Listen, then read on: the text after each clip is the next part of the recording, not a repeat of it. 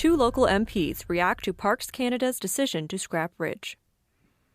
Andrew Hodson, Executive Director to MP Jamie Schmale. Kawartha Lakes. Two local Members of Parliament, Jamie Schmale, Haliburton Kawartha Lakes Brock, and Adam Chambers, Simcoe North, are outraged over Parks Canada's decision not to replace the Boundary Road Swing Bridge in Balsover.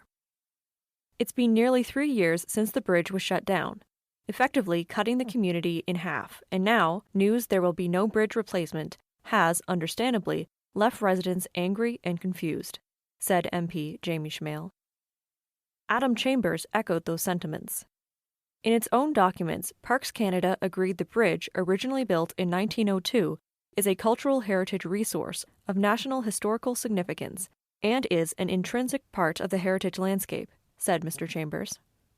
In fact, before it was demolished in 2020, the bridge was one of the 5 original Simcoe to Balsam Lake structures constructed on the Trent-Severn Waterway in a similar fashion. Residents of Balsover are now being forced to take an alternate and, for many, a highly inconvenient crossing to get to work or buy food. More importantly, concerns regarding emergency services response times have been raised. The announcement by Parks Canada will put lives at undue risk. MP Schmale added, "I find it reprehensible. The ministry has no problem giving millions to bolster infrastructure projects in communist China while ignoring the pleas of rural Canadians.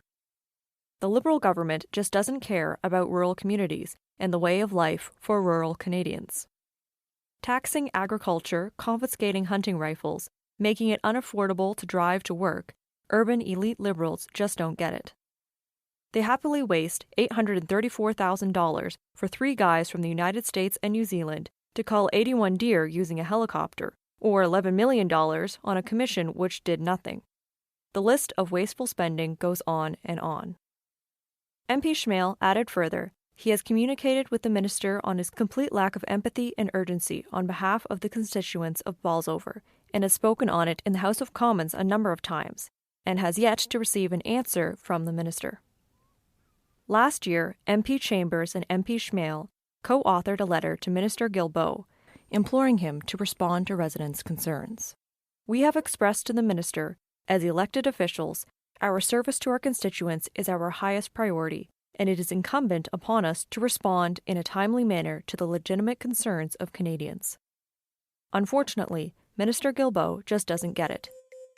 It's time for this out-of-touch, tired, and completely unresponsive government to go, said MP Chambers.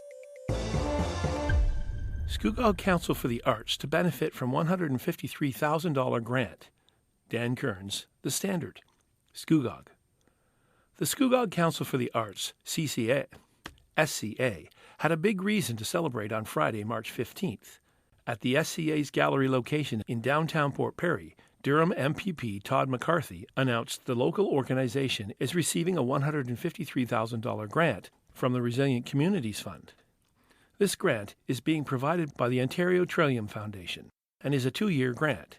The SCA is planning to use the grant funds to create a new strategic plan and to hire a program director. Art is so important in our lives.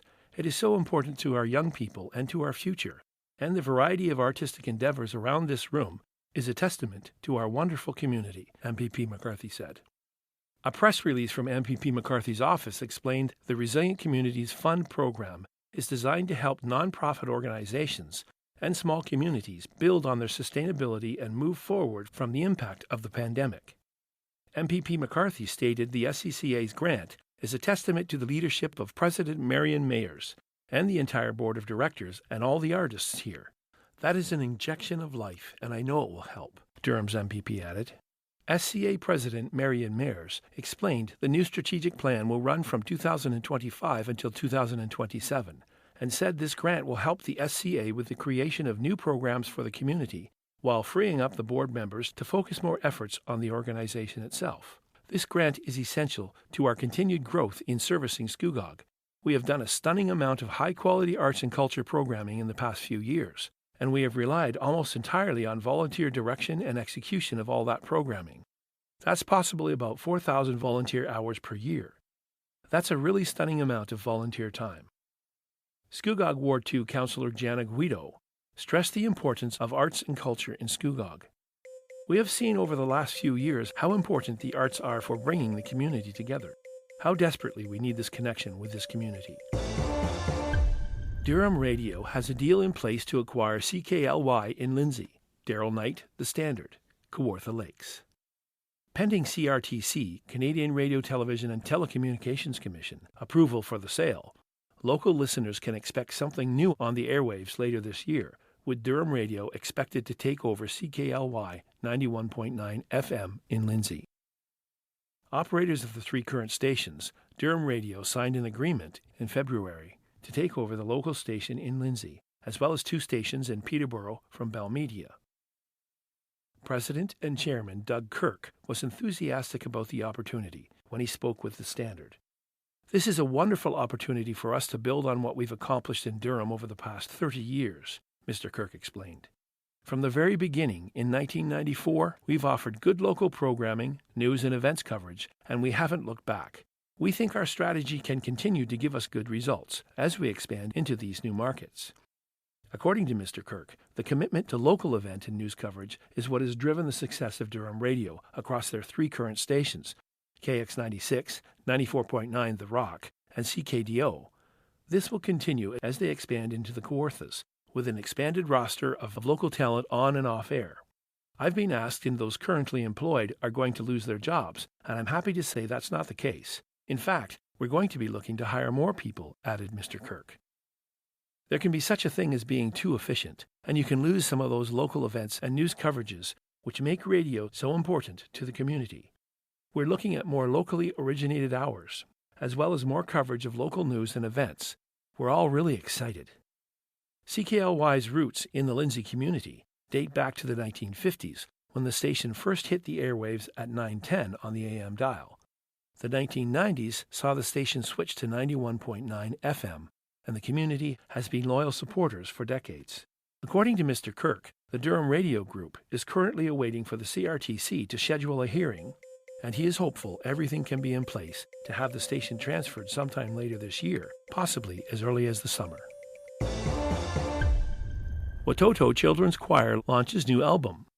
Join the Watoto Children's Choir as they sing, dance, and share their stories of restoration and hope. Hope Church in Port Perry is hosting their concert on May 3rd at 7 p.m. Enjoy this free concert featuring music from the new album, Better Days, There Is Hope. In January 2024, Watoto, a Christ-centered ministry in Uganda, East Africa, released the Watoto Children's Choir performing songs from their brand new album, Better Days, There Is Hope. The 6-month tour, traveling coast to coast across Canada, presents the story of orphaned and abandoned African children. These have received the love and care needed to help them rise above their circumstances, ready to make a difference in the world, as they become Africa's future leaders. Watoto Children's Choirs have traveled extensively since 1994, sharing a message of hope for Africa's most vulnerable children and women. During that time, the choirs have traveled the world, met Her Majesty Queen Elizabeth, and visited almost every major parliament worldwide. Yet, as remarkable as those moments have been, the choirs cherish the times they've met ordinary people in their moment of pain and have been able to see firsthand how Jesus heals. Like Africa, the production is vibrant and colorful, taking you on an emotional journey as the children sing, dance, and share their personal stories of restoration and hope. As people see their smiles and are embraced by their hugs, the children have the privilege of telling people, no matter what you're going through, Jesus is our hope, and there are better days ahead. Look at what he's done in my life. Other than going to Africa yourself, what better way to learn about all the good work Watoto is doing than through this heartwarming musical performance? The proceeds made from the album will help Watoto continue to provide vulnerable children with an education, medical care, a safe place to call home, and most of all, the love of a family. Watoto is a family made up of people from all over the world who are working together to ensure the forgotten have a place to belong. In 1984, in a time of civil war, Watoto planted a local church in Kampala, Uganda, to speak hope and life to the nation. Since then, Watoto has rescued thousands of orphaned and abandoned babies and children, placing them with loving families. They've equipped and empowered vulnerable women in their neighborhoods and sent over 100 children's choirs across 6 continents. As Watoto comes alongside the most vulnerable, It works to give each child and woman a chance at a better future, a future full of promise. Over the past 4 decades, the challenges facing Africa have changed, but Watoto's vision remains the same. Watoto is committed to celebrating Christ and caring for community. Hope Church is located at 14480 Old Simcoe Street in Port Perry. For more information, contact Hope Church by phone at 905-985-9307, by email at office@hopeforportperry.com, or visit their website at hopeforportperry.com. Getting Older is an Inevitable Part of Life by Tina Y. Gerber-McCurley. I believe life is always about finding balance. A new start isn't necessarily a new place, but creating a new mindset. Accepting your age by embracing your past but not living there is important, and looking towards the future not expecting the worst is a great mindset. Having a negative view can be a self-fulfilling prophecy. If you have realistic expectations, the transition to this season in life will be much easier. Getting older is an inevitable part of life.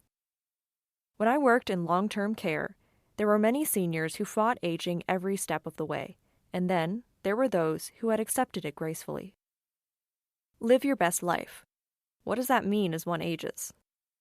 I worry about my knees, my wrist, and not participating in life as I should. I need help with more things now, even though I am only 65. My knee surgery is around the corner. I had the blues last month, but I know, approaching this, I need a positive and constructive attitude. So, I started chair exercise, a step in the right direction. God extends guidance to us with love and a desire for us to thrive. I believe He wants to walk with us as we follow through on His instructions.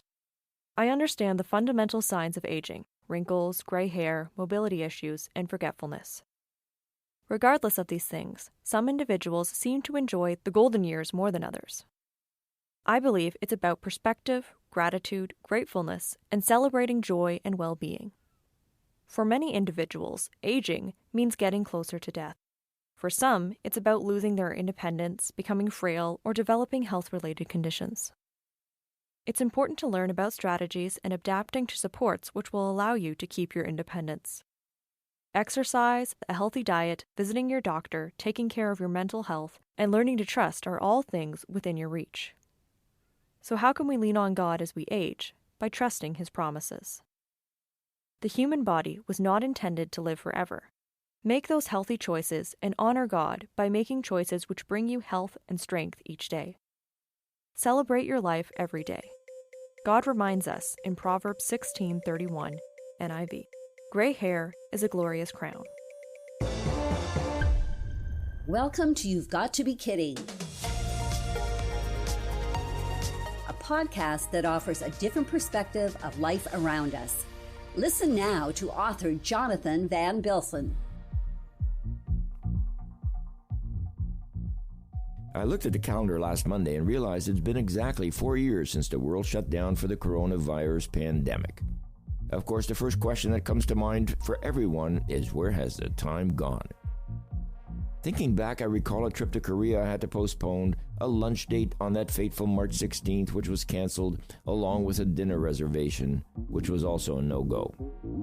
Watching the news with intense interest, I, along with everyone else, expected this to be something which would last 2 or 3 weeks. Well, it did not. I remember panic setting in when we couldn't find masks, gloves, or toilet paper. Shopping for groceries at 7 a.m. and getting takeout food from a distant sidewalk location. New words like Zoom and online shopping became part of our everyday vocabulary, as did cures for the dreaded virus. I remember such great myths like drinking warm water rinses the COVID-19 virus from your throat, and vitamins and minerals will prevent the infection.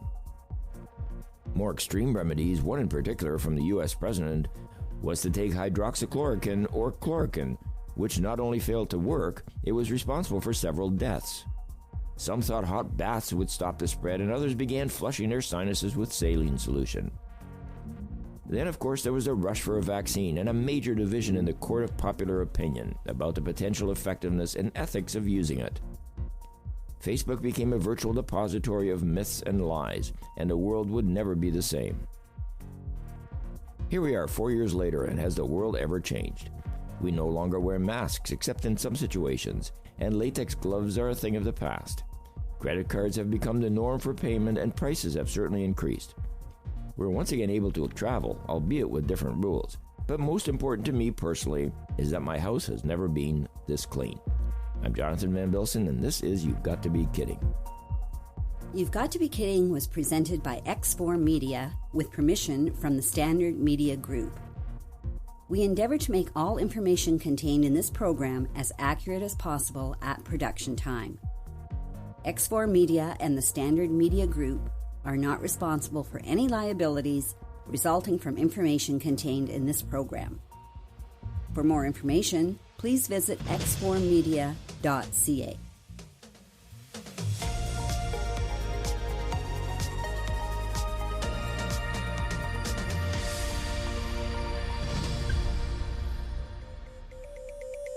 The Standard Podcast was produced by Greenstream Studio for the Standard newspaper.